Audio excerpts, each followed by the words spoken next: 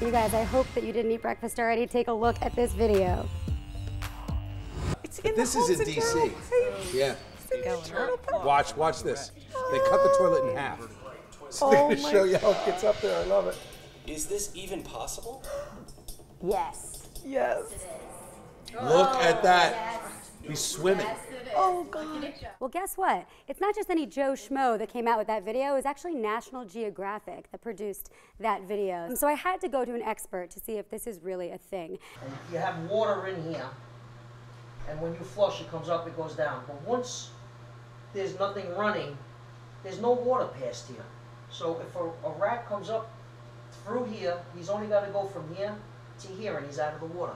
And I went to Billy Swan, who's the perfect guy to talk to about this. Friend of the show, we've used him for stories before. He works for NYC Pest Control out of Manhattan.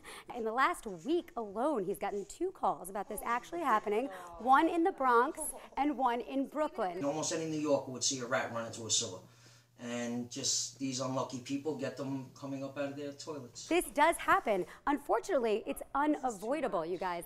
Can't you just put a screen in or something? Nope, you can't. That's not really something that happens. That's a good idea, Bill. I think there's got to be a way to solve We're it. going to market that. Thank you. The Spadia Anyway, go toilet ahead. screen. I'm just thinking out loud here, you know? I did go out just to get some, research on rats for us, and the amount of B-roll I got of rats just sitting in one location in New York City, in 10 minutes, I got over 22 rats.